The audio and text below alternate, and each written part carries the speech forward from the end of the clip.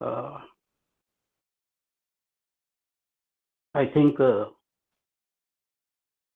this first occasion when you have invited me twice in the same program. Yes, sir. So that means people had no problem with the last session. Otherwise, you would not have invited. So I take it as a uh, certificate of uh, a performance which was to the not to the disliking of the participant. I don't know about whether it was to the liking, but at least it shows it was not to the disliking of the participants. Uh, so as usual, Marathi language will be Hindi and Hindi. English. Yes, sir. Hindi Most and English. most Hindi and English. There are good number of the participants knowing Marathi also. So occasionally, if I use Marathi, uh, so please bear with me. So I would like to use all the three languages क्योंकि सभी भाषा में समस्या है तो मैं चाहे English में बोलूँ हिंदी में बोलूँ या मराठी में बोलूँ तो तीनों भाषा में तो प्रॉब्लम है मेरे साथ में तो क्यों नहीं फिर तीनों भाषा का इस्तेमाल किया जाए तो friends I hope you are doing well and you are enjoying this program, refresher course, whatever it is, orientation or refresher course, and you are getting refreshed, you are getting intellectually enriched to this program. Maybe uh, it helps us both ways. It helps positively in the sense how to prepare our speeches, how to deliver our speeches, how to analyze the things, and at the same time, if there are bad speakers, it also teaches us how not to prepare and what are the precautions, care we must take so that our speeches, our lectures don't become boring to the audience. क्योंकि हमको तो रोज हमारा audience जो है उसके सामने जाके performance करना होता है so it is not something like acting in a film where there is a retake possibility of the retake and only if excellent satisfactory product is brought before the audience. लेकिन यहाँ तो drama जैसा है every day हमको perform करना है हमारे students के सामने और रोज ही परफॉर्म करना है और वही स्टैंडर्ड मेंटेन करना है अपेक्षा स्टूडेंट्स की कई बार बढ़ती जाती है तो उन अपेक्षाओं को भी पूर्ति करना है तो इसलिए हमारे सामने रोज एक नया चैलेंज होता है as a teacher to satisfy our students and the teachers of the higher education उनके सामने तो और भी ज़्यादा समस्या हो सकती है क्योंकि इस लेवल पे आपके स्टूडेंट्स सोचने की उसको आदत किसी ना किसी तरह से डेवलप हो जाती है तो किसी भी टॉपिक पे स्टूडेंट सोच सकता है अपनी विचार व्यक्त कर सकता है विशेष करके सोशल साइंसेस में टीचर्स के सामने ये समस्या आ सकती है because every issue can have different perspectives. So a dialogue and discussion can take place among the students on the same. आज का जो टॉपिक है लास्ट सेशन में हमने डिस्कशन किया था the ecosystem of the public university public university जो state of Maharashtra में है उसमें इकोसिस्टम क्या है जिस इकोसिस्टम के अंतर्गत हमको हमारी ड्यूटीज करना है हमारी रिस्पॉन्सिबिलिटीज डिस्चार्ज करना है तो हमने लास्ट लेक्चर में वो देखा कि 2016 का जो महाराष्ट्र पब्लिक यूनिवर्सिटी एक्ट आया उसने कैसे स्ट्रक्चरल रिफॉर्म्स महाराष्ट्र स्टेट में पब्लिक यूनिवर्सिटीज में इंट्रोड्यूस किए हमने ये भी देखा था कि जो ढांचा 1994 का जो कानून था 1994 महाराष्ट्र यूनिवर्सिटी एक्ट उस एक्ट के अंदर जो इकोसिस्टम बनी थी उसमें बड़ी मात्रा में रिफॉर्म इंट्रोड्यूस किए गए 2016 के कानून से तो the changes which were introduce by 2016 legislation. They were not cosmetic in nature, rather they were quite fundamental in nature. बड़े पैमाने पे रिफॉर्म्स हुए थे। तो जो लेजिस्लेशन है महाराष्ट्र पब्लिक यूनिवर्सिटीज एक्ट, उस लेजिस्लेशन के तहत, उस लेजिस्लेशन के अनुसार पब्लिक यूनिवर्सिटीज में स्ट्रक्चरल रिफॉर्म्स इंट्रोड्यूस किए गए थे। नई नई हमने देखा कि नई पोस्ट, नए ऑफिसर्स, नई बॉडीज, नई अथॉरिटीज का निर्माण हुआ था, जिनसे पुराने पीढ़ी के लोग या 1994 एक्ट के अंदर जिन्होंने सर्विस की थी वो व्यक्ति नहीं थे। तो नया स्ट्रक्चर, नया ढांचा आया था। अभी ये चेंजेस आके 5-6 साल नहीं हुए, तो अभी एक और बड़ा चेंज अभी हमारे सिस्टम में इंट्रोड्यूस होने वाला है। और ये जो चेंज है वो है एकेडमिक लेवल का चेंज। इंस्टीट्यूशनल रिफॉर्म्स की बात भी है इसके अंदर, तो हम दोनों लेवल के चेंजेस को अभी देखने वाले हैं। इंस्टीट्यूशनल रिफॉर्म्स की भी बात है और एकेडमिक कंटेंट के रिफॉर्म्स की भी बात है। और ये सारे चेंजेस जो है ये भी कोई कॉस्मेटिक चेंजेस नहीं है, क्योंकि आज का जो टॉपिक है choice based credit system and the facility of multiple exit and multiple entry. This is part and parcel of National Education Policy 2020. उसको न्यू एजुकेशन पॉलिसी भी बोलते हैं। मेरे हिसाब से ये सेकंड वाला जो टर्मिनोलॉजी है वो बेटर है, न्यू एजुकेशन पॉलिसी, क्योंकि ऑलरेडी हमारे पास में एक 1986 की नेशनल एजुकेशन पॉलिसी थी। उस पॉलिसी को हम रिफॉर्म कर रहे हैं। एक नई पॉलिसी पुराने पॉलिसी को रिप्लेस करने जा रही है। तो the earlier also was the national education policy. ये नई भी नेशनल एजुकेशन पॉलिसी है because it is going to replace existing. इसे बेटर है कि हम न्यू एजुकेशन पॉलिसी करके कहेंगे। इस नए एजुकेशन पॉलिसी का एक एस्पेक्ट है चॉइस बेस्ड क्रेडिट सिस्टम और मल्टीपल एंट्री मल्टीपल एग्जिट। अब जहाँ तक मुझे जानकारी है और मेरा जो अनुभव है, चॉइस बेस्ड क्रेडिट सिस्टम ये कॉन्सेप्ट ये कोई पहली बार हम नहीं सुन रहे हैं। ये ऐसा नहीं है कि न्यू एजुकेशन पॉलिसी आने के बाद ही इसके बारे में हम अवेयर हो गए।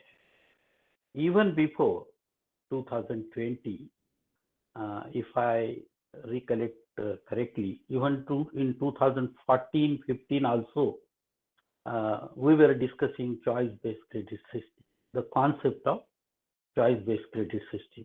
यानी पुरानी जो एजुकेशन पॉलिसी थी वो जब अस्तित्व में थी, उस समय भी ये कॉन्सेप्ट इंट्रोड्यूस करने की बात हुई थी। सबसे पहले एक सवाल अपने मन में आएगा, ये चॉइस बेस्ड क्रेडिट सिस्टम, तो जैसे कि नाम है चॉइस बेस्ड क्रेडिट सिस्टम, ये कुछ ना कुछ तो भी चॉइस की बात करता है। Question is whose choice this policy is talking about और this concept is talking about. तो ये स्टूडेंट्स के चॉइस की बात करते हैं। It talks about giving choices to the student to choose their courses. क्या पढ़ना चाहते हैं वो, और उसका उनको फ्रीडम देने की बात इसके अंदर है। हमारी जो एग्जिस्टिंग सिस्टम है, क्या उसके अंदर बच्चों को चॉइस मिलता था? I am talking about system of the education which is operational in all the public universities in the state of Maharashtra. So my observations are in the context of the system which is in operation in these public universities. तो यहाँ जो हम जिस तरह से शिक्षण उच्च शिक्षा का जो यहाँ पर प्रोग्राम चलते हैं, क्या उसमें बच्चों को चॉइस है किसी प्रकार से? तो एक ऑब्जर्वेशन के अनुसार हम ये कह सकते हैं कि अंडर ग्रेजुएट लेवल पे बच्चों को कोई चॉइस नहीं होता है। So only choice is which discipline he wants to join. But that again is restricted, depending on what subject the student has chosen at the school level. लेकिन इसके there are certain programs which gives a student the freedom to join those programs, irrespective of the subject he or she studied at the school level. मिसाल के तौर पर अगर कोई engineering करना चाहता है ग्रेजुएशन इंजीनियरिंग में, तो जिस बच्चे ने आर्ट के या कॉमर्स के सब्जेक्ट लेके 12th किया, obviously that students cannot get admission in the engineering undergraduate program. So B.Tech program. So basic the requirement for admission of a student in this undergraduate program is the science subject. He should have passed the 12th standard examination with science subject. But an undergraduate program in law, to contrast, any student with any subject having passed 12th standard examination is eligible to get admission. तो हमें ये दिखाई देता है कि depending on the undergraduate program in question, there are barriers created. So engineering and sciences program creates a barrier for entry of the students. So only those students who studied science subjects at the school level, they can get admission in medical colleges, engineering colleges, and so on. But in the field of the law, an undergraduate program can be joined by any student. So this is number one. So student has to opt for subjects at the 12th school level to design his career. Once he enters a particular discipline, does he have any choice of studying the subject? जो आज जो pattern है, वो चाहे engineering का student हो या फिर मेडिकल का हो या फिर वो लॉ का हो या फिर वो आर्ट्स का प्रोग्राम हो या कॉमर्स का हो, the student doesn't have any choice. Subject जो है उस प्रोग्राम के जो कोर्सेस है, those courses are decided by some agency, and that agency is board of studies respective subject के. तो हमारे यहाँ जो board of studies होते हैं, those board of studies predetermines the content of the program, कि बच्चों ने कौन से courses करना है in order to qualify for the undergraduate degree. वो सब जो courses तय किए गए हैं, उस courses के बाहर जाके उसे freedom नहीं होगी. He can't say कि no, I don't want to study this subject, I will study some other subject. A student of law cannot say कि नहीं सर, हमको ये subject नहीं पढ़ना है, हमको constitution नहीं पढ़ना है, हम जाके जर्नलिज्म का एक कोर्स करना चाहते हैं. ऐसी आज़ादी उसको अभी नहीं है. तो अंडरग्रेजुएट लेवल पे students don't have choice to choose the subject, or for that matter teachers also don't have a choice about the content. उस पर्टिकुलर कोर्स का जो भी कोर्स टीचर हम पढ़ाते हैं, वो टीचर को generally speaking a teacher doesn't have a choice कि क्या पढ़ाना है. उसका कंटेंट जो है वो भी बोर्ड ऑफ स्टडीज ने तय कर दिया है. तो टीचर की जो भूमिका होती है अंडर ग्रेजुएट लेवल पे, वो एक डिलीवरी पॉइंट है, एजेंट के जैसा है, डिलीवरी करना है बस. Some external agency has decided the content और आपको जाके उसको पढ़ाना है, उसके तरीके भी तय है. So there is no choice to the student, there is no choice to the teacher as to the content of the program and the content of the individual courses. But when the student goes further and joins the postgraduate program, for the first time he gets the choice. So he has a number of the subjects to choose from. he may choose, for example, a student who has studied BA, a program of BA, Bachelor of Arts. Post graduation may that student may go for PG in history, PG in economics, PG in sociology, and so on. So the student has got the choice. And for that matter, अगर law भी उसने किया है, under graduate programme, वो PG में जाता है, तो यहाँ पे भी उसको डिफरेंट स्पेशलाइजेशन में से एक चॉइस करने को मिलता है। कोई स्टूडेंट कॉन्स्टिट्यूशन लॉ में करेगा, कोई इंटरनेशनल लॉ में करेगा, कोई बिजनेस लॉ में करेगा। तो here the student gate choice of his subjects. उस चॉइस को एक्सरसाइज करने के बाद में फिर उसके ऑप्शंस क्लोज हो जाते हैं। उसके अंदर जो सब्जेक्ट प्रिस्क्राइब किए गए हैं वो तय है और सब्जेक्ट का कंटेंट भी तय है, तो ऑप्शंस लिमिटेड ऑप्शन आता है। उसमें जहां जहां पर रिसर्च प्रोग्राम होता है वहां पर बच्चों को फ्रीडम मिलता है कि what is the topic you want to select. और जब बच्चा पीजी करके पोस्ट ग्रेजुएशन के लिए जाता है, then for the first time the student has got a choice. अब इतने सारे सब्जेक्ट और इतने सारे विषय उसने पढ़ने के बाद में और डिफरेंट एरियाज पढ़ने के बाद में post PhD program offers to the student the choice to select the topic for his PhD.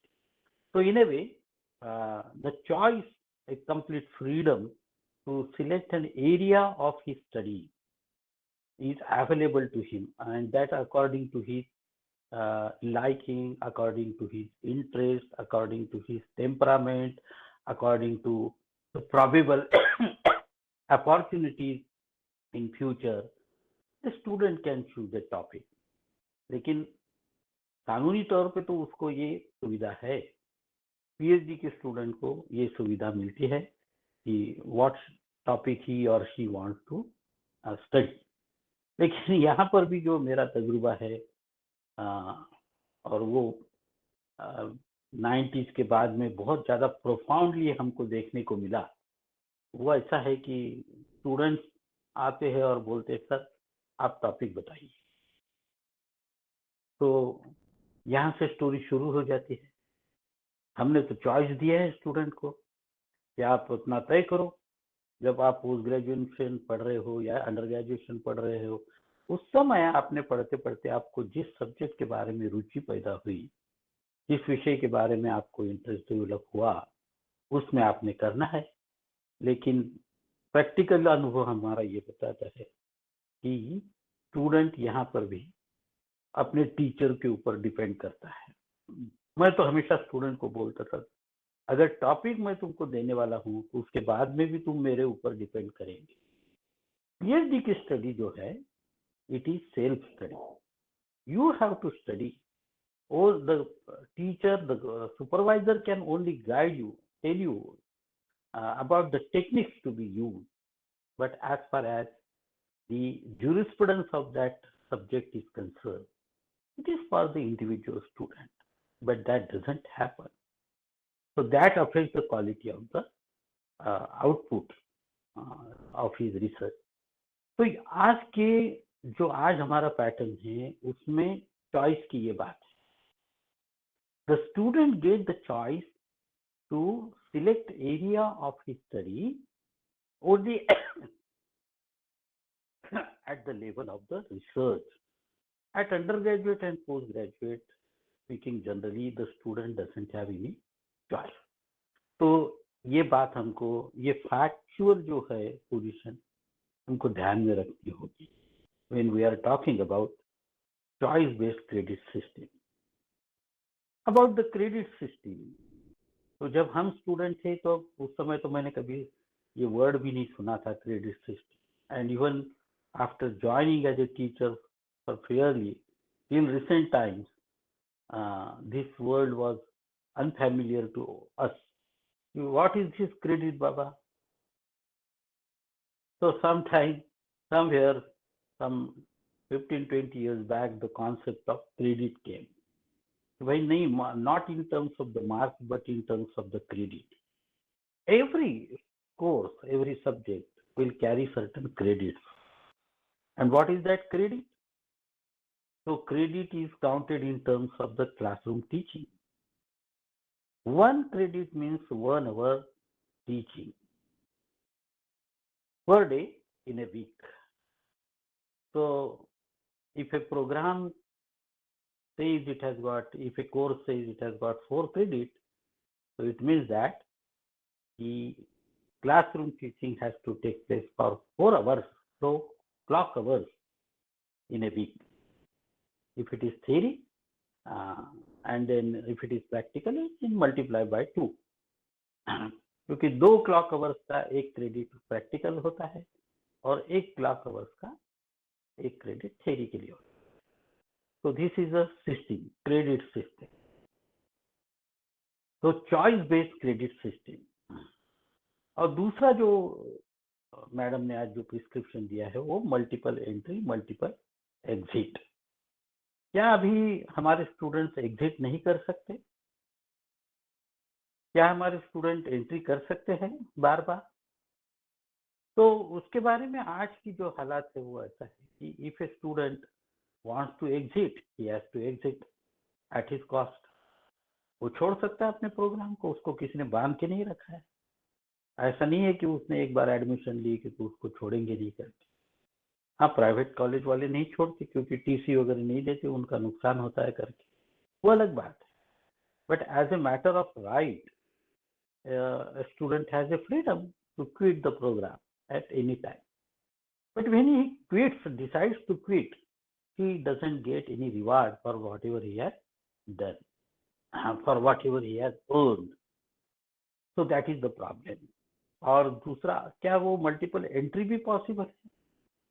तो जहाँ तक मेरा तजुर्बा है कि इवन द पास्ट स्टूडेंट, हमारे यहाँ तो 15 साल 20 साल पुराने स्टूडेंट भी आते थे कि सर इतने इतने मेरे कोर्सेज मैंने सब्जेक्ट पास कर लिए हैं, अभी मैं करना चाहता हूँ. क्योंकि लाइफ के एक्सपीरियंस ऐसा है कि कई सारी दिक्कतों के कारण, कई सारी समस्याओं के कारण कई बार लोग प्रोग्राम छोड़ के चले जाते हैं. तो मैंने तो देखा, मैं इतने भी साल में टीचर करके रहा तो बहुत सारे लोग आते थे कि जो उन्होंने 15 साल 20 साल पहले किया, किसी की शादी हो गई थी, अब बच्चे बड़े हो गए, जिम्मेदारी खत्म हो गई, तो अभी वो पढ़ना चाहते आगे. तो क्या हम उनको रोकते थे? नहीं, हम ऐसे भी स्टूडेंट को एडमिशन देते थे. So we were allowing them to continue their study by giving credit to whatever they earn, यानी exemption जिसको हम बोलते हैं आज की प्रचलित भाषा में exemption. किसी स्टूडेंट ने ऑलरेडी, अगर वो सब्जेक्ट आज भी पढ़ाए जा रहे हैं और वो सब्जेक्ट अगर उसने पास किए हैं पहले तो उसको हम एग्जाम करते थे और बाकी बचे हुए सब्जेक्ट के लिए उसको एडमिशन देके एटीकेटी के नियम के हिसाब से उसका प्रोग्रेशन हो सकता था. तो ऐसा नहीं कि आज की व्यवस्था में एग्जिट और एंट्री पॉसिबल नहीं है. But things are different under the new system which is going to be introduced.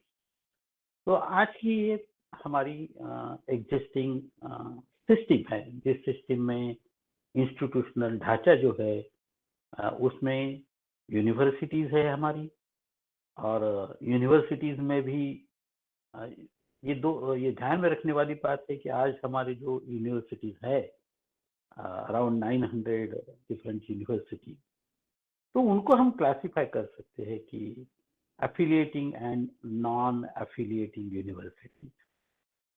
आप हम लोग जो सिस्टम में काम कर रहे हैं, तो जैसे महाराष्ट्र पब्लिक यूनिवर्सिटी एक्ट के अंदर जो 13 यूनिवर्सिटीज है पब्लिक यूनिवर्सिटी, या फिर एग्रीकल्चरल यूनिवर्सिटी जो है, या वेटरनरी की यूनिवर्सिटीज है, या हेल्थ साइंसेस के है, all these are affiliating universities in the sense कि colleges, whether government, whether universities or whether privately owned colleges, they are affiliated to the university. In the sense कि ये जो colleges होते हैं affiliated colleges, They do not have any kind of the autonomy with respect to the programs, content of the programs, the method for delivery of the programs, conduct of examination, and so on. So these colleges, affiliated colleges, speaking generally, they are the points of delivery of the knowledge, which is predetermined, content being predetermined by the university. और वहाँ पर बच्चों का education होता है, but they are evaluated by the university. आज तक तो व्यवस्था ये थी कि university would conduct end semester examination. अभी सेमेस्टर भी ये पैटर्न अभी अभी आया है. So when I was a student, there was only annual pattern. Much later came the concept of semester. some 15-20 साल पहले की बात है ये. So at the end of every semester, university would conduct the examination. और ये university में जो एग्जामिनेशन कंडक्ट होके उसमें जो बच्चों का परफॉर्मेंस होता है, उसके बेसिस पे उस स्टूडेंट को पास या फेल, डिवीजन और उसको डिग्री मिल सकती है. फिर बाद में एक इंटरनल मार्क्स का भी कॉन्सेप्ट आया, जिसमें 20% इंटरनल मार्क्स, 80% यूनिवर्सिटी एग्जामिनेशन, तो ये भी चला. And then 20 internal marks was a component of the university examination. It would be clubbed in the university examination. तो ये सिस्टम है, एफिलिएटेड कॉलेजेस है. और जैसे हमारी नागपुर के अंदर जो नागपुर की यूनिवर्सिटी है, it has got about 500 colleges which are affiliated. अलग अलग फैकल्टी में ये कॉलेजेस, साइंस के भी है, आर्ट्स के भी है, सोशल साइंसेस के भी है. So different kinds of the colleges are affiliated to this university. University के खुद के पोस्ट ग्रेजुएट डिपार्टमेंट भी है, यूनिवर्सिटी के कंडक्टेड कॉलेजेस भी है. तो और यूनिवर्सिटी में रिसर्च भी चलता है, पीएचडी का प्रोग्राम होता है. तो जो ये जो यूनिवर्सिटी है, दीज आर एफिलिएटिंग यूनिवर्सिटी. और सिर्फ एफिलिएटिंग नहीं, तो इसमें डिफरेंट फैकल्टीज भी है. और जैसे कि लास्ट लेक्चर में भी मैंने आपको बताया था कि महाराष्ट्र पब्लिक यूनिवर्सिटी एक्ट ने यूनिफॉर्मली 4 फैकल्टीज प्रिस्क्राइब किए हैं. तो all the universities, this 13 universities, they have got these 4 different faculties. लेकिन इसके साथ में, इसके बाहर, महाराष्ट्र पब्लिक यूनिवर्सिटी एक्ट के बाहर दूसरी भी यूनिवर्सिटी है, जिसको हम कहते हैं. For example Maharashtra National Law School University. अब जिसमें कहने को वो यूनिवर्सिटी है, but it is only as good as a college. Since it conducts its own examination, it designs its courses, it awards degree, it is called as a university. लेकिन it is a single faculty university having couple of programs. So that university is a non-affiliating university. उसके अपने कोई affiliated colleges नहीं है, तो वो non-affiliating भी है. और सेकेंडली उसमें सिंगल प्रोग्राम चलते हैं, सिंगल डिसिप्लिन की वो यूनिवर्सिटीज है. तो इस तरह से affiliating, non-affiliating, और universities conducting research and mostly teaching, ये सब टाइप का है. और कुछ यूनिवर्सिटीज है विच आर रिसर्च यूनिवर्सिटी. अब ये सारा जो है, that is got to be altered, reform, transformed by the national education policy. So in national education policy, I repeat, is not going to bring about only cosmetic changes, but it is going to bring about fundamental changes in the education system, higher education system in our country. अभी आप तो सभी जानते भी होंगे कि ये comprehensive है. It deals with school education as well as higher education. We are concerned with higher education. तो ये जो भी रिफॉर्म लाने की बात इसके अंदर हुई है, या national education policy tries to bring about the reform, उसके पहले मैं आपका ध्यान कॉन्स्टिट्यूशन के दो प्रोविजन पे आकर्षित करना चाहूंगा। पहली बात है कि the preamble of the Constitution. I hope everybody of you have read, heard, and maybe some of you are well versed with the preamble of our Indian Constitution. What does it say? The preamble says, "We, the people of India, having solemnly resolved to constitute India into sovereign, socialist, secular, democratic republic, and to secure to all its citizens justice, social, economic, and political, liberty of thought, expression, belief, faith, and worship, equality of status and of opportunity, and to promote among them all fraternity, assuring the dignity of the individual and the unity and integrity of the nation." So this preamble, consisting of 52 words, having only one sentence, is a value-loaded statement. So it tells us what is our resolve, what kind of a society we have committed ourselves to constitute. So the idea of justice is there, social, economic, political, and access to education is a part of the justice. It has been reiterated by our judiciary. The access to justice, a denial of access to justice is denial of the justice itself. So people have got a right to get educated. So people, because the right to live with human dignity is well connected or entrenched with the life to live with right to live with human dignity, which is guaranteed under Article 21 of the Constitution. So this is very important right under the Constitution, that every person has a right to live with dignity. थोड़ा सा diversion होगा, लेकिन ये भी बात बता देना चाहता हूँ कि जो कॉन्स्टिट्यूशन में जो हमारे मूलभूत अधिकार है, fundamental rights, some of these rights, इसमें से कुछ अधिकार सिटीजन्स को है और कुछ अधिकार इवन नॉन सिटीजन्स को है। और ये जो राइट है, right to live with human dignity, it is available to one and all, irrespective of the fact whether you are citizen or a non-citizen. So, education, access to higher education is an aspect of right to live with human dignity.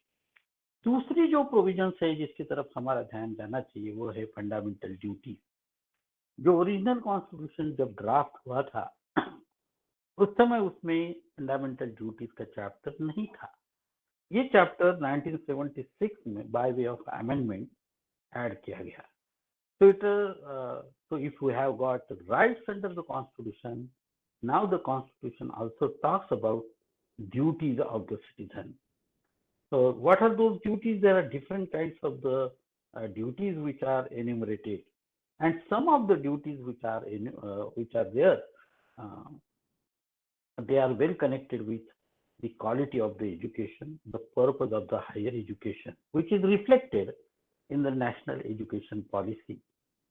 So I find some kind of a connection between the provisions of the national education policy and the provisions of Part 4A of our Constitution dealing with fundamental duties. For example, to promote harmony and the spirit of common brotherhood among all the people of India, transcending religious, linguistic, and regional or sectional diversity, to renounce practices derogatory to the dignity of the woman, then to value and preserve the rich heritage of our composite culture, then to protect and improve the natural environment, then to develop the scientific temper, humanities, and so on, safeguard the public property, and to abjure violence.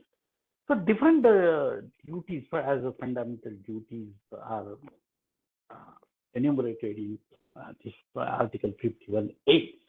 So every citizen of India is committed to fulfill his duties. Of course, these duties are non-enforceable, unlike your fundamental rights.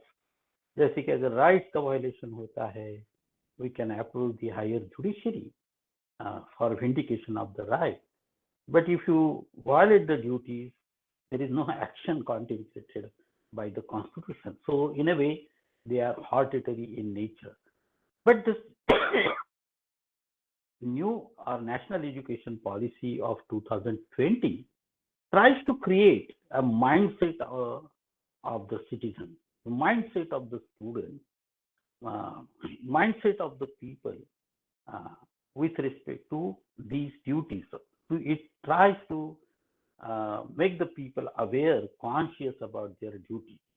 And if the people become conscious about these duties, aware, and they are having conviction that they are bound to comply with, fulfill these duties as a citizen of this country, and everybody then, if fulfills, we can transform the society. And many of the, that is my personal belief, many of our social problems can be solved to this collective consciousness of the citizens with respect to their duties which are enshrined in the Constitution. So the society will be free of any social tension, which is necessary for the progression of the society, development of the society, because it is through the collaborative and cooperative efforts of the citizens a society can develop, and therefore a nation can develop. And if the nation develops, it in turn it again benefits the members of the society. So therefore, this is very important. These duties are very important. And since the duties are non-enforceable, the strategy could be through the process of the education, and including the higher education. So I find a connect between the provisions of the national education policy and the provisions of the Indian Constitution, especially the uh, preamble and the fundamental duties. Preamble also creates a commitment on our part, a non-enforceable commitment, of course, but it creates a moral duty for the citizens. So preamble creates a moral duty with respect to the values which are enshrined there. The chapter on fundamental duties also creates moral obligations for the citizen. And if every citizen is to fulfill his obligation, it can transform our society in the manner or to the extent which was contemplated by the founding fathers of our nation. So, with this connect between establishing the connect between the Constitution and the national education policy, uh, let us try to find out what are the let us try to note, rather, instead of finding out, note what are the features of the major features or important features of this national education policy. I think this is going to be sort of a repetition or a revision for most of you, because I don't think there is any person in the audience or any participant who is not aware by now with what is the thrust of, or what is the content of the national education policy, which is designed to define the direction in which the higher education in our country is to uh, progress or make a mark. So there are some fundamental principles, notable principles. We can't ignore them. The National Education Policy document enumerates certain fundamental principles. I have noted some of the important principles of this document. On the basis of these principles, we have to appreciate the concrete provisions of the policy. Before that, one point I want to emphasize here is see the difference. There is a difference between policy and the law. Policy is not enforceable. Speaking generally, policy is not enforceable. Law is enforceable. So if something is translated into legal provision, then it creates mandatory or enforceable obligation. So we are talking about a policy document which is per se not enforceable. So that is why you find the lack of uniformity with respect to implementation of this national education policy. There is, of course, real problems, challenges faced by the stakeholders, and maybe there is some element of the politics also in not implementing the national education policy. Our again talking about the constitution. Under the constitution, this subject of higher education is in the concurrent list. In the sense, both the parliament as well as the state legislatures have the power to make the laws with respect to higher education. So this being a concurrent subject, and both the kind of the governments have got the jurisdiction, and as per the democratic system in our country, there are different political parties, and very rarely it happens that the party which is in power at the center is also the party in power in all the states, different states. So it happens that one party is in power at the national level and different parties are in power at the state level. Any national policy, whether it is with respect to education or any other sphere of our human society, it needs to be implemented at the state level. It is the state which are dealing with the subject directly. So implementation part of a policy which is framed at the national level depends on the cooperation of the state, how enthusiastic the state are in implementing it. And unfortunately, it is observed that political considerations weighs in the mind of the rulers in implementing that policy. So even if the policy is nice on paper, you will not find enthusiasm in implementation. As I repeat, challenges could be real challenges. For example, if the policy says that the state government should commit 4% of its GDP for expenditure on higher education, the state may have its own different problems to address. The priorities may be different for the state, and therefore it may not have that enthusiasm to divert the stated funds for higher education, quality of higher education. So these kind of problems, they are not uniform. The problems of different states are different.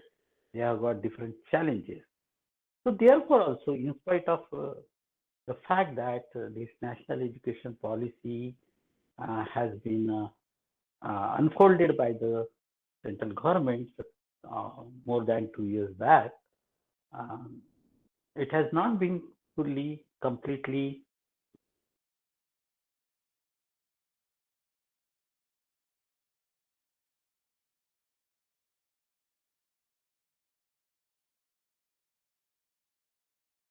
सरांचा आवाज नाही येत आहे. हो हो sound yes नहीं आ just a minute just a minute ma'am आवाज नहीं आता है सर. सर आवाज नाही येत आहे. आय एम सॉरी, काय झालं मॅडम? हा हा आता येतोय सर आवाज नव्हता येत. हो का? माझा तो व्हिडिओ पण दिसत नाही आमचा. हो सर, व्हिडिओ ऑफ झाला आहे. हा, मी रिकनेक्ट होतो. Okay okay.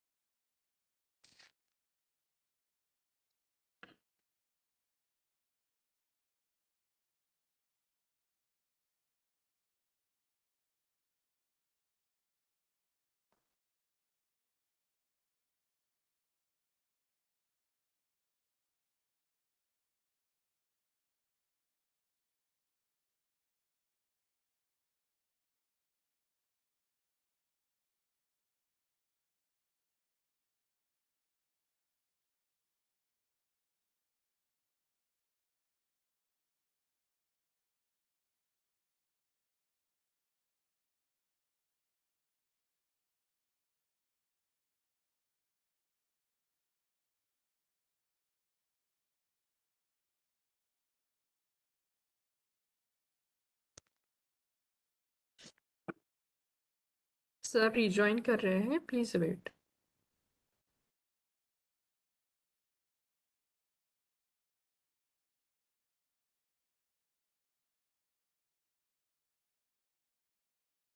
बरं, आपण पुढे जाण्या अगोदर आपण ऑडियन्सला विचारूया ते.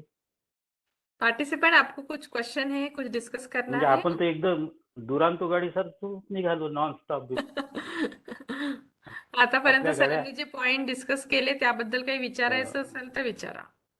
आपण एक्सप्रेस किंवा मेल सारखं काम करूया, स्टॉपेज घेऊया. Participants, are you all there? कोणाला काही प्रश्न आहे? कुछ पूछ Yes, Yes. ma'am. कुछ पूछना है तो पूछिए.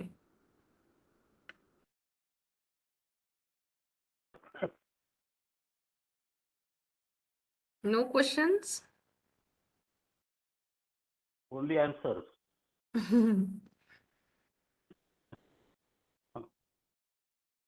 Is there any criteria of credit points? Rupa madam विचारत आहे sir. For PG. Is there any criteria for credit point? है ना? I think it is for the board of studies to determine, right, how much of the time. एक तो standard setting तो होणार आहे.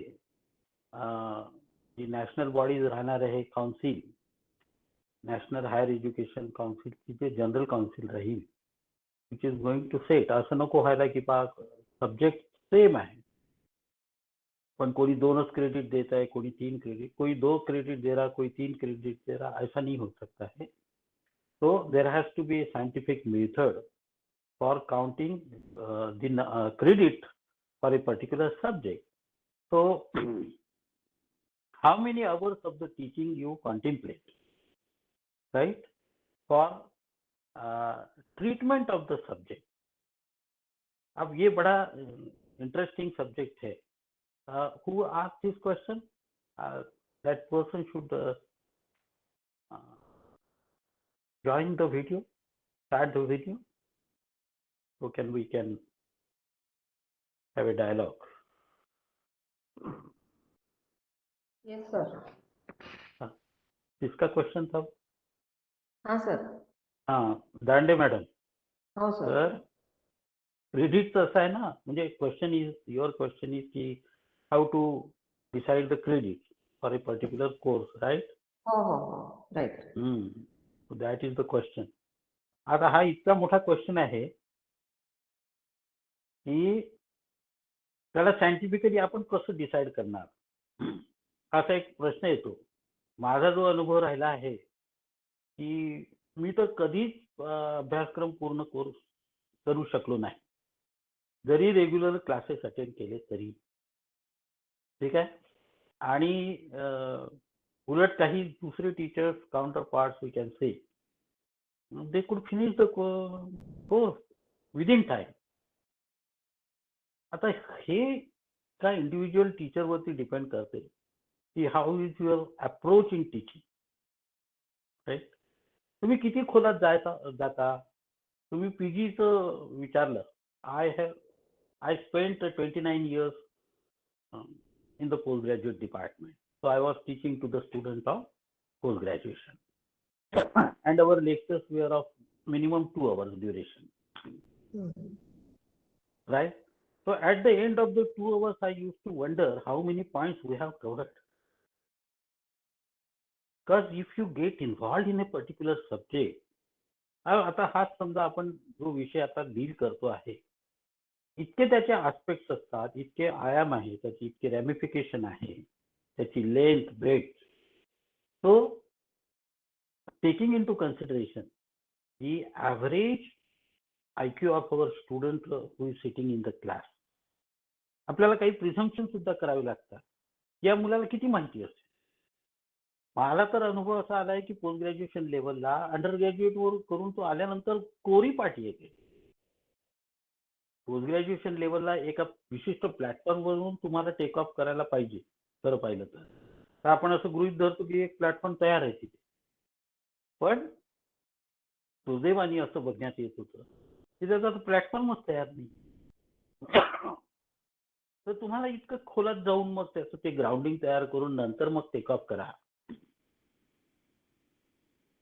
अशी गेली की म्हणजे कोर्स कम्प्लीट होऊ शकत नव्हता माझा, कधीच नाही झाला, जरी मी रेग्युलरली घेतो. आता आपण तर क्रेडिट दिले त्याला, इतके तास शिकवायचं म्हणजे तुमचं शिकवणं पूर्ण होईल, पण ते शिकवणं पूर्ण होत नाही खऱ्या अर्थात. त्याला पोस्ट ग्रॅज्युएशन लेवलला तर अगदी निर्बंध असलं पाहिजे. म्हणजे गुरु शिष्य परंपरा जुनी होती, इथे होता का टाइम टेबल? त्या परंपरेमध्ये टाइम टेबलच नव्हता राहिला.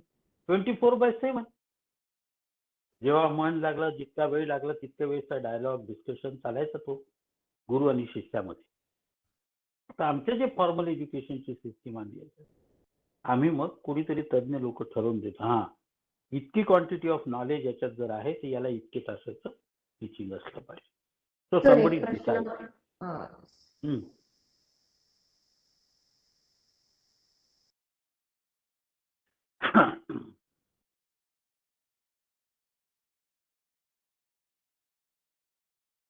दांडे मॅडम ऑफलाईन थे का तुला? रूपा मॅडम आवाज नाही येत आहे तुमचा. त्यांचं फ्रीज झालं.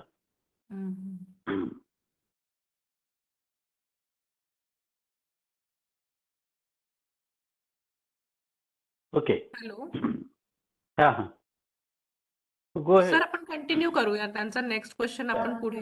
हा मॅडम, येतोय आवाज, बोला. ऍक्च्युली काय झालंय, नेटवर्कचा इश्यू होता म्हणून मी डिस्कनेक्ट झाली बेसिकली. सर, मला एक आणखी विचारायचं होतं त्याच्या पुढे. जर आता जे NEPनी जे नवीन रूल्स केलेले आहेत की कुठल्याही बॅकग्राऊंडचा स्टुडंट ज्याला ज्या विषयात इंटरेस्ट आहे तर तो विषय नंतर पुढे जाऊन घेऊ शकतो, तो ऑप्ट करेल. बट मग विषय तोच येतो की आपल्याला परत त्यांना जर शिकवायचं आहे तर आपल्याला 0 पासून सुरुवात करायची आहे. हो ना. तर ते प्रत्यक्षामध्ये जेव्हा त्याचं आपण आता इम्प्लिमेंटेशन करायला जाऊ, त्याच्यामध्ये अनेक समस्या आपल्याला दिसणार आहेत. ज्याला काही ग्राउंडिंगच नाही आहे, बेसिक नॉलेज नाही आहे ना, how that student is going to do that course. आणि म्हणून बघा, त्याच्यात कर्नाटकवाल्यांनी काय केलं आहे की unless and until you had that programme at the undergraduate level, post ग्रॅज्युएशनला नाही द्यायचे ॲडमिशन.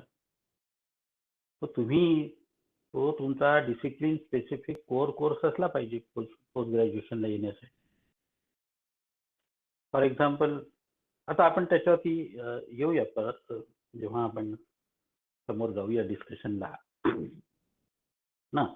We will defer. ठीक आहे सर. म्हणजे आपल्याला जर सर, एक मिनिट, आपल्याला जर क्रेडिट कोर्स पीजीच्या कोर्ससाठी डिफाईन करायचे आहे तर हे कम्प्लिटली बोर्ड ऑफ स्टडीज वर डिपेंड करतं की त्यांनी किती क्रेडिट पॉईंट्स त्या पर्टिक्युलर 2 वर्षाच्या पीजीच्या कोर्सला द्यायचे. असा ऍक्सेस UGCने किंवा कुठल्या गाईडलाईननी असं काही नोटिफिकेशन नाही आहे की पीजी कोर्सेसला एवढं क्रेडिट पॉईंट असायला पाहिजे किंवा असायला नको, असं काहीच नाही आहे ना? So this is completely in the नाही, hands of board of studies. नाही बघा, याचं असं आहे की where there are regulatory bodies, those regulatory bodies will prescribe. For example, आमच्याकडे जसं bar council of India he regulatory body आहे, त्या रेग्युलेटरी बॉडीने प्रिस्क्राईब केलं आहे. अदरवाईज तर ते फारच आर्बिटरी होऊन जाईल. पण जिथे अशा ज्या रेग्युलेटरी बॉडीज नसतील त्या प्रोग्रामच्या संदर्भामध्ये, तिथे तुमच्या बोर्ड ऑफ स्टडीजनी हे डिसाईड करायचं आहे. But there has to be scientific approach. What is the content? त्या कोर्सचं त्या पोराला नॉलेज येण्याकरता त्याचं कंटेंट तुम्ही ठरवाल आणि ते कंटेंट डिलिव्हर करण्याकरता तुम्हाला किती नंबर ऑफ अवर्स लागणार आहे, त्याचं काही एक सायंटिफिक रॅशनल असलं पाहिजे ना. It can't be arbitrary. आणि पुष्कळदा हे पण बघितलं गेलेलं आहे की वर्कलोड कॅल्क्युलेट करण्याकरता हे क्रेडिट इम्पॉर्टंट झालेलं आहे आता. या इन्स्टिट्यूशन लेवलला किती वर्कलोड आहे, right? So it is directly connected with the workload of the teacher also. तर काय करतात ते, मग मी माझ्या अनुभवावरून सांगतो तुम्हाला की this kind of experience I had just to justify the workload of the teacher. Teacher surplus होऊ नये म्हणून ते आर्बिट्ररीली क्रेडिट वाढवून द्यायचे. इसका 5 कर डालो, उसका 4 कर डालो. अरे, that is not the way. That is not the way की तुम्ही तुमच्याकडला सरप्लस होणार आहे, की तुमच्याकडे जनरेट करायचं आहे स्टाफची रिक्वायरमेंट, एखाद्या व्यक्तीला आपल्याला इंडक्ट करायचं म्हणून त्याच्यासाठी इथपर्यंत पाहिलेलं आहे मी युनिव्हर्सिटी पातळीवरती होत असताना की अमुक अमुक व्यक्तीला तिथे जस्टिफाय करायचं आहे त्याचं अपॉइंटमेंट, तो उसके क्रेडिट बढ़ा दो. इथपर्यंत हे झालं राजकारण. ते शिक्षण कारण नव्हे, आपल्याला शिक्षण कारण बघायचं. So there has to be some scientific approach. Law doesn't permit you this kind of an absolute and arbitrary power to decide the credits for the program. So तुमचा मोटिव्ह, तुमचा पर्पज जो आहे, it should be biased one and it should not be political one. Number one. So हा गोंधळ आपल्याला पाहायला मिळू शकेल. नाही असं नाही. मिळतोय सर, म्हणून मला कन्फ्युजन होतं की एक्झॅक्टली या गोष्टीला कसं कोपअप करायचं. मलाच आतापर्यंत कळलं नाही की आपण एका पर्टिक्युलर कोर्सला काही क्रेडिट पॉइंट्स देतो की 84 क्रेडिट पॉइंट्स आहेत आणि तुम्हाला ते 84 कुठल्या सेमिस्टरमध्ये किती सब्जेक्ट घ्यायचे आहेत आणि किती क्रेडिट द्यायचे आहेत. So what is the basis like. आणि आपण मग जे तुम्ही आता जे बोलले दॅट इज व्हेरी ट्रू की ते कम्प्लिटली ते टीचर्सच्या वर्कलोड कमी जास्त करण्याकरता हे सगळ्या गोष्टी केल्या जातात. म्हणजे जर कोणाची इच्छा आहे त्याला आता जर वाटलं की हो याला आपण आता क्रेडिट वाढवायचे आणि जर नाही वाटलं तर आता क्रेडिट कमी करायचे आहे, इच्छेनुसार पण चालतं हेही बघितलं आहे. सो म्हणून मला वाटलं की व्हॉट इज द बेसिस. मला आतापर्यंत उत्तर मिळालं नाही आहे याचं. नाही, that is what I told you की जिथे रेग्युलेटरी बॉडीज आहे, so there the credits are decided by those regulatory bodies. तुमचे courses are decided by the regulatory bodies. मग तसं झालं म्हणजे डाऊन लेवलला, ग्राउंड लेवलला, ग्रासरूट लेवलला you don't have that kind of an discretion. पण जिथे हे समस्या कुठे येते माहिती आहे का, ज्या ठिकाणी रेग्युलेटरी बॉडीज नसते which prescribe the courses and the credit.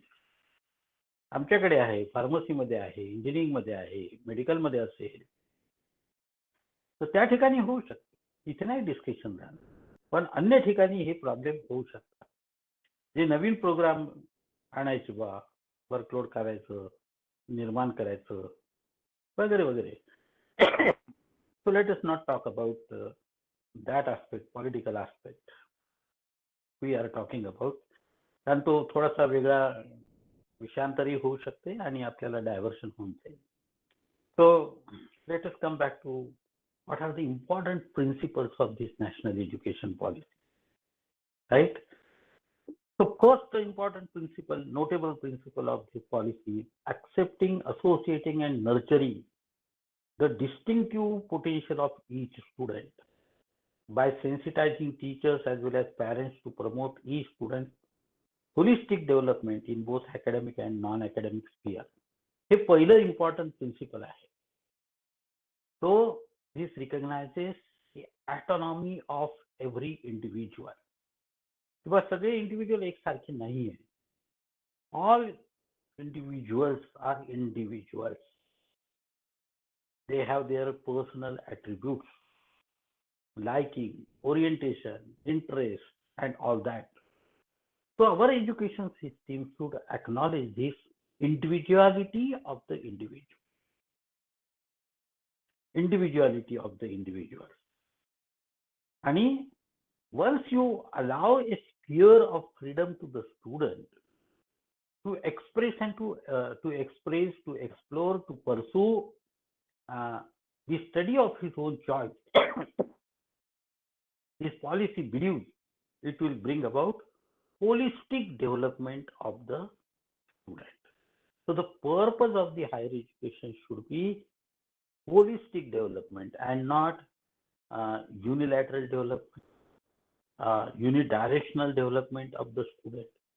Rather, it should be holistic in the sense the natural talents of the student flourish, they blossom. So an education system should create a conducive environment in which the natural attributes of the students are allowed to flourish and blossom. And म्हणून the choice-based credit system. To some extent, it allows freedom to the student to choose the subject of his or her choice, irrespective of his core discipline. Irrespective of the core discipline. So first principle is the holistic, all-round development of the student. I always believed the purpose of the higher education. I was a teacher and the principal of the law college. So I always emphasize our purpose is not only to create lawyers. Our purpose is to create good citizens. So for creating a good citizen, a knowledgeable, sensitive student.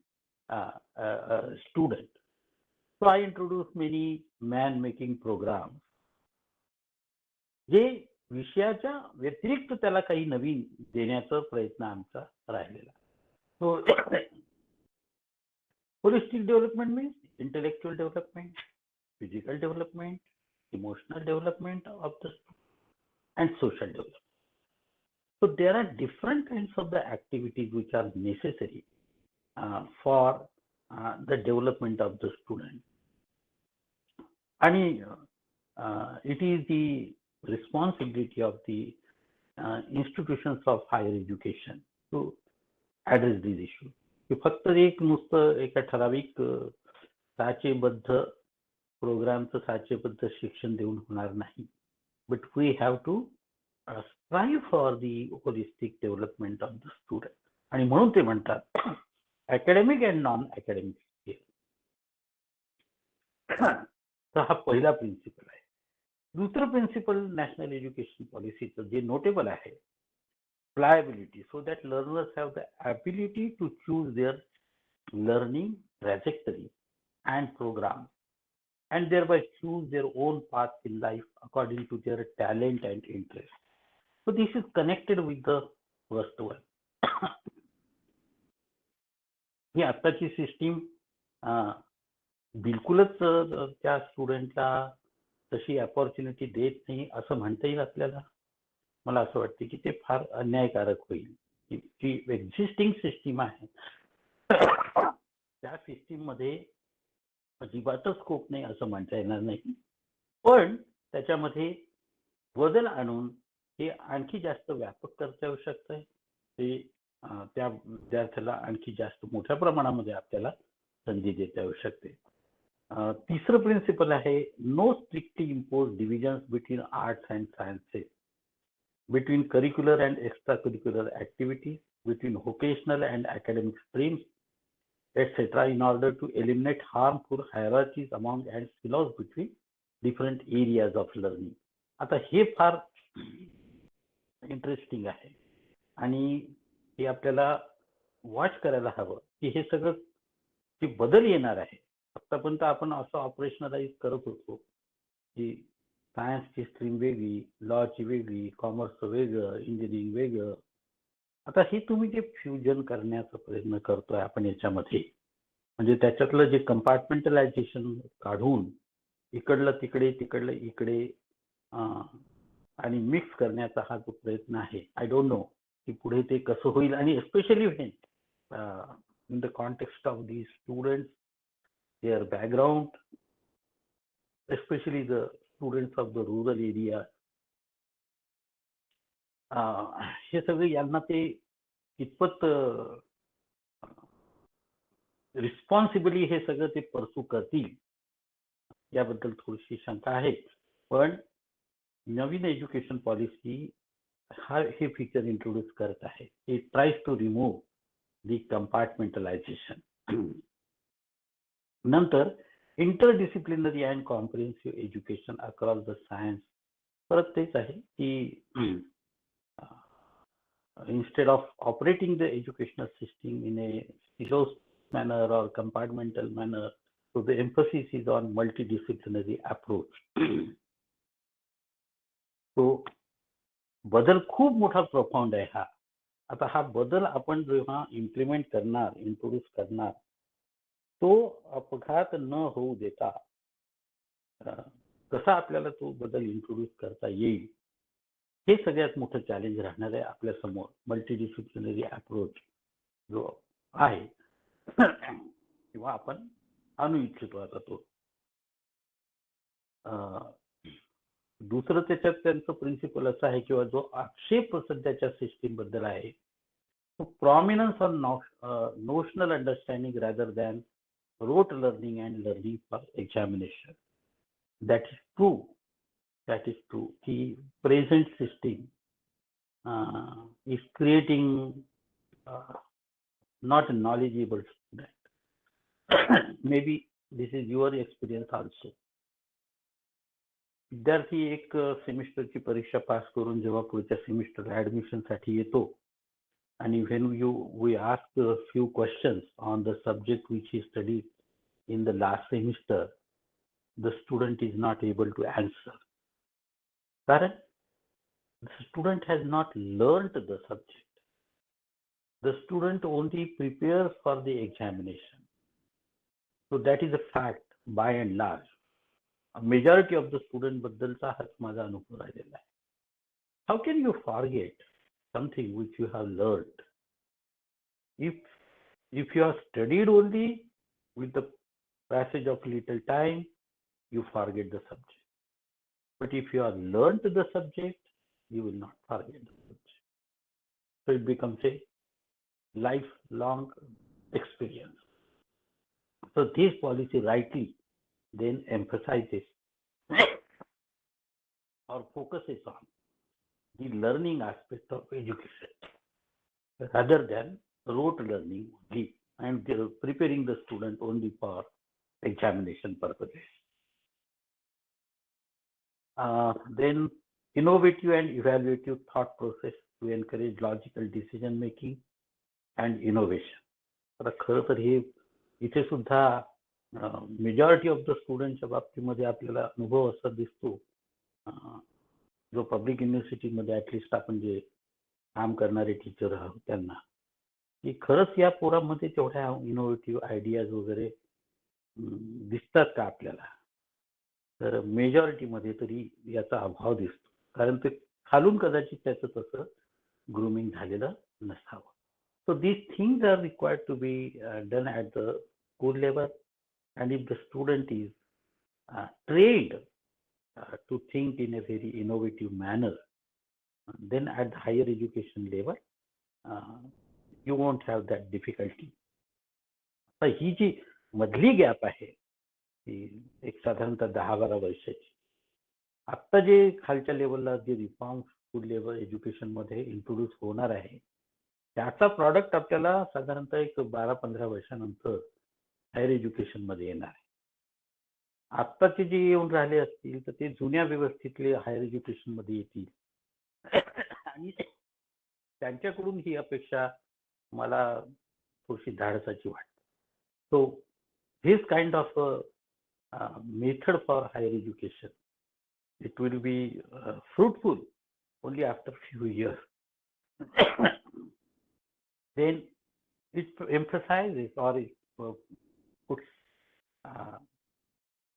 emphasis on morality, individual and fundamental standards like empathy, respect for others, cleanliness, courtesy, democratic spirit, spirit of service, respect for public property, scientific temper, liberty, responsibility, pluralism, equality, and justice.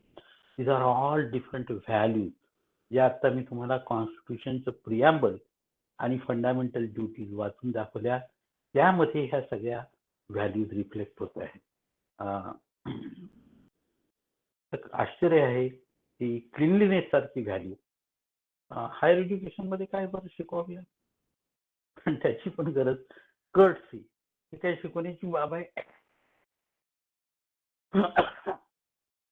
ही तर संस्काराची बाब आहे.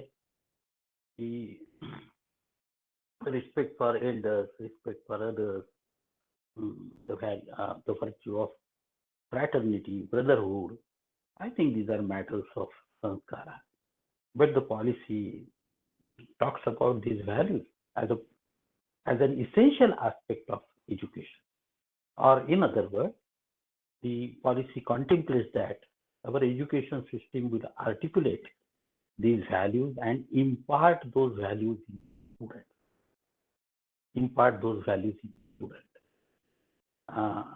Here again, I think I find some very ambitious expectations of the policy. Our experience is that the student is in the college, in the institute for few hours, maybe 4 hours, 5 hours of the day. But for major period of the day, the student is out of connection with the institute. He goes back into the society. He goes back into the family. So what experiences he gets there, that shapes his personality. So we may try to imbibe those values on the student, but no sooner the students get out of the colleges, he finds a different world, and different world where the values are different. So there is a conflict, a sort of a conflict is created in the mind of the student. Which value is to be pursued? So they will be constantly under this kind of a conflict situation. So unless the student have well grounding at the initial stage of his life, that is when he's a school going child, or even these sanskaras are there in the family, so they will be everlasting. But at the higher education level, to expect the higher education institution to impart those values in the students, I think this is utopian thinking. We may not get those results. Then it expects high regard for diversity and respect for the provincial context in our curriculum. So these kinds of the values are there as a principle of national education policy. They are all laudable. One cannot have any quarrel with those values. But my apprehension coming out of experience in working in the higher education institution for a fairly long period of the time is that how far we shall be able to achieve these objectives. Now, with those principles in mind, the national education policy desires to bring about reforms in higher education The first target is increase of GER from present 26.3 to 50%.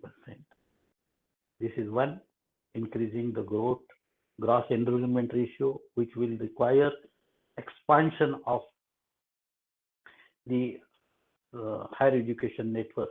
Then each HEI is expected to be multidisciplinary universities and colleges. As I said in the beginning, there are many standalone universities, and those standalone universities will have to transform them into multidisciplinary universities. So, for example, if there is a agriculture college only, or there is a medical college only, or there is only a law college, these will have to forge an alliance with other colleges having other disciplines. Then only we can have multidisciplinary. Ideally speaking, it contemplates such a university, such a higher educational institution, which has got a very big campus. All kinds of the departments are there. The students are not the day scholar, but they are having they have the boarding facility. They are there. So 24 hours open library. The students are, teachers are also living in the same campus, and there is a continuous interaction between the students of different disciplines and the students and the teachers. And then there are all kinds of the facilities available, infrastructural facilities, good classrooms, sports complexes, health services, and so on. All those kinds of the facilities, if they are there under one roof, then only we can think of faithful implementation of the new education policy, putting emphasis on multidisciplinary education rather than a single disciplinary education. Another response which is this policy tries to bring about is from 3 years program to 4-year duration of undergraduate program. Of course, this will be optional. One may continue with the 3 years undergraduate program, but at the same time, there is enabling provision for starting a 4-year undergraduate program. Then provision for multiple exit and entry, and concept of academic bank of credit. Now, this choice-based credit system and multiple entry and multiple exit provisions necessitates creation of academic bank of credit. So this is something which we had never heard of. We knew about the bank where money is transacted, is withdrawn. Now, on the similar line, there is going to be academic bank of credit, where the students will be earning credits for certain courses, and they will be depositing those credits. And at the end, all those credits to be taken into consideration for award of a degree or postgraduate degree to the students. So this is altogether a new concept in our country. Now, I don't know how the students are going to use this facility of academic bank of credit. This is designed to provide for free mobility of the students from one HEI to another HEI. कि भाई आपने एक institution में कुछ courses किए, उसके credit earn किए, वो डिपॉजिट करेंगे, फिर आप दूसरे इंस्टीट्यूशन में जा सकते हैं, कोर्सेज करेंगे. Now there are going to be practical difficulties the students are going to face. No institution would like to lose the students, क्योंकि जो private institutions होते हैं, they have got their finances or their economics. So if the students leave these institutions, they will lose the fees from the students. So it may create problems for them for financial planning for the next year. So of course, one may denounce this as being a narrow and parochial thinking, because loss to one institution may be a gain to another institution. तो बच्चा अगर दूसरे institution में जा रहा है तो उनके फाइनेंसेस बढ़ गए. तो यहाँ पर जो अच्छी इंस्टीट्यूशन है, the institutions which have the credibility in the market, they will survive. The students taking admissions in one institution may migrate to another institution if he later on discovers, or if for the same program there is another better university or institution. So, because of multiple entry and multiple exit, along with the multiple entry and multiple exit, there is another concept. If the student exit the program before completing the program, then the student should not lose. That is what we observed in the beginning. Now, therefore, it provides for awarding a certificate, diploma, and degree at different levels. If the student leaves the program after 1 year, that is 2 semesters, he will get certificate. If he leaves after 2 years, he will get diploma.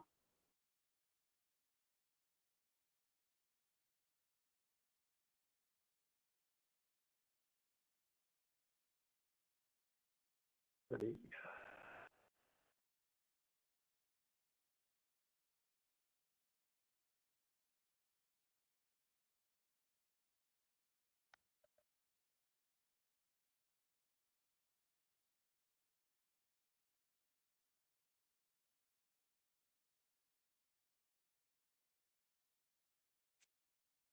Sir left हो गए शायद. There was some disruption. Yes, sir. डिस्क्रप्शन बरंच झालेलं आहे. आता येतोय आवाज तुमचा. So, Yeah. right. So, yes, the NEP provides for this facility of getting a certificate after 1 year, diploma after 2 years, degree after 3 years, and degree with honors if the program is of 4 years duration. So these are the new features of this NEP, the program structuring. और ये भी आपने note किया होगा कि up to now we were describing the program as course. अभी nomenclature बदल गया है. Course means a subject and program means number of the courses prescribed for a particular program. Program consists of different courses, and in each program there are going to be different kinds of the courses. Discipline specific core courses, then discipline specific elective courses, open elective courses, value based programs, ability enhancing programs. So new nomenclatures are there actually. This NEP introduces new concepts, new nomenclatures. Open elective is of course unconnected with the discipline with the student of for an undergraduate level. So here the student is getting opportunity to pursue some course according to his choice.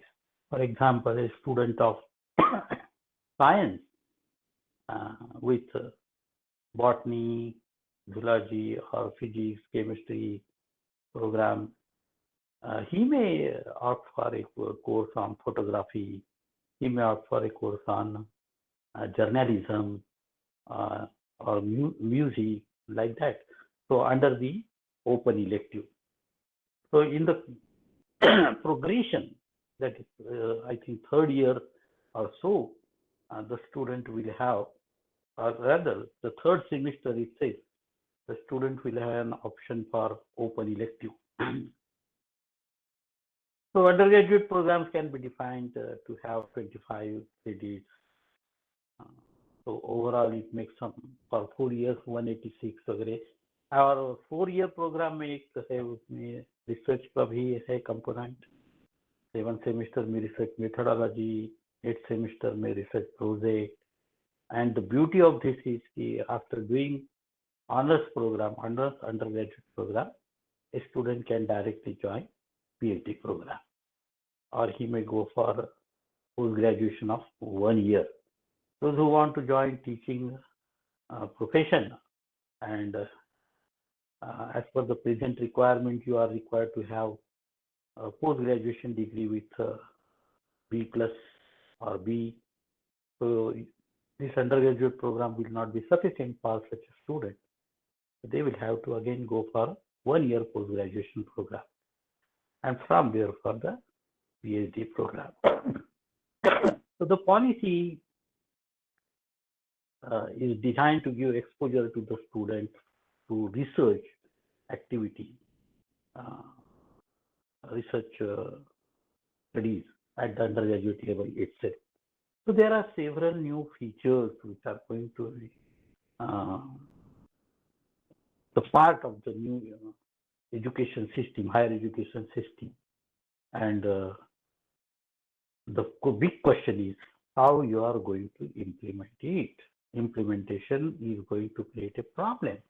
So this requires a change of the mindset of the students, mindset of the teachers, mindset of the parents, mindset of the management. So massive program is required to be undertaken for various stakeholders. Because even the students faces the pressure from their parents. So the parents also is required to be made aware about the new changes which are introduced by the national education policy. Because the decisions of the student may not be to the liking of the parents. अभी जो है कि अभी तक का mindset ऐसा है कि yes, you have to become engineer, you have to become doctor, you have to become a lawyer, and we don't trust our children. They have the potential to pursue the career in any field they want, depending on their passion. So that kind of the mindset is not there at the family level. So students may find some kind of the pressure from the family, which is of their parents, who are not aware about these features and who are not aware about the advantages of this new scheme of higher education. So therefore, at the implementation level, this is there. Then secondly, it talks about the autonomy of the institutions, autonomy of the teachers. The question is again, how far? See, conferring autonomy is one thing, but responsible use of the autonomy is another thing. And if we look at the number of educational institutions, their standard, their infrastructure, the values cherished by the management of these private educational institutions, and which are in large number in our society, I wonder whether this national education policy, which is so value loaded and which has got many new attractive features, whether it can attain its objective unless and until we have a strong and robust monitoring system for the faithful observance of these principles of the national education policy. So these are the features of national education policy. These are the characteristics of choice-based credit system, multiple exit and multiple entry. So in short, and to conclude, I will say the need is to create an appropriate mindset and the culture for successful implementation of the national education policy, and that is the responsibility of all the stakeholders. We always look upon the government for everything, but in my submission, it is not the government alone, but every stakeholder, maybe the members of management, teachers, students, parents, and all other stakeholders. it is their collective effort to translate into realities the dream which is painted under the document called as National Education Policy. So with this, I would like to conclude my speech here. The subject is vast as well as very interesting, fascinating. Several questions are here, but the answer to the questions are in the womb of the time. The time alone will unfold to what extent this experiment is going to be good for the society. Thank you very much. Thank you so much sir. आज जरा yes, हो आज ना थोडेसे disturbances जास्त झाले. काही हरकत नाही सर. टेक्निकली आपण काही नाही करू शकत त्यामध्ये.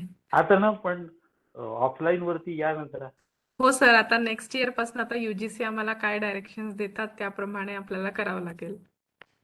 कारण ऑनलाईन मध्ये फक्त लँग्वेज येते आणि ऑफलाईन मध्ये बॉडी लँग्वेज बॉडी पण आवश्यक असते. Yes sir, yes, very true. लँग्वेजच्या सोबत बॉडी लँग्वेज पण महत्वाची असते.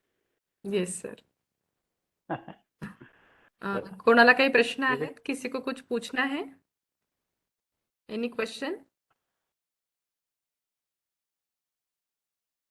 सर चॅट बॉक्स मध्ये एक प्रश्न आहे डॉक्टर तिवारी.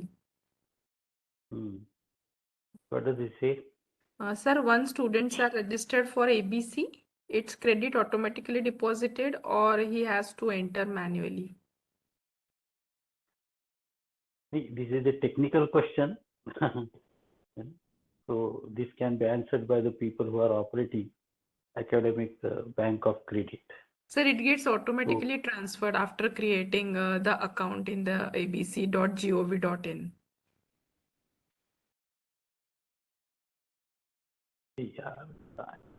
Yes. मला त्याचं नाही awareness. Okay, okay, sir. Yes. Any more question?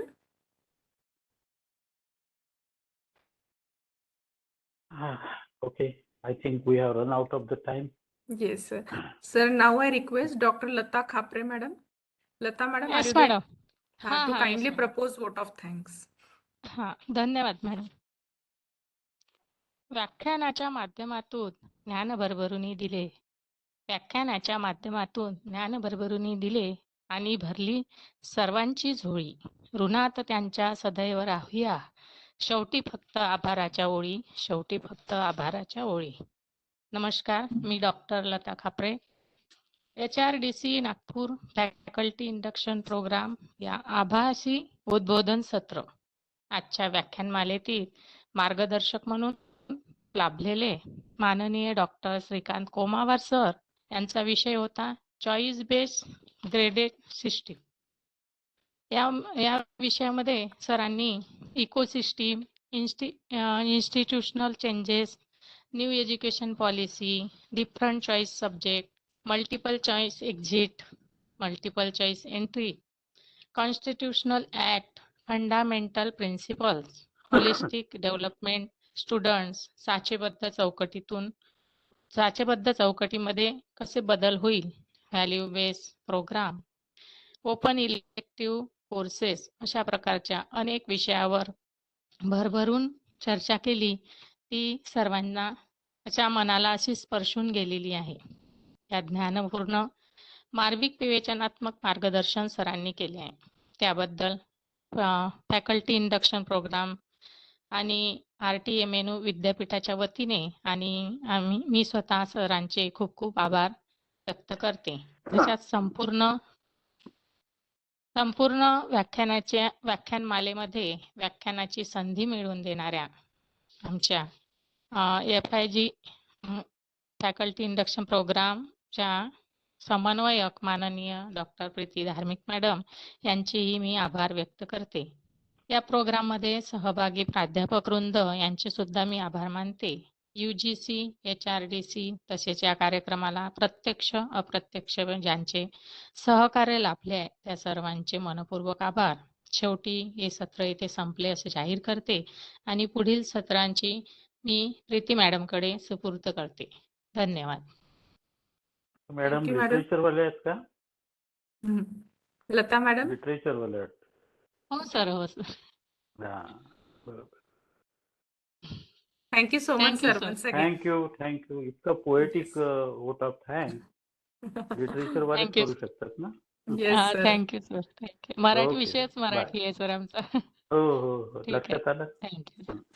धन्यवाद थँक्यू. धन्यवाद sir. Thank you all of you. Now you can proceed for your lunch break. Our next session will start at 1:30.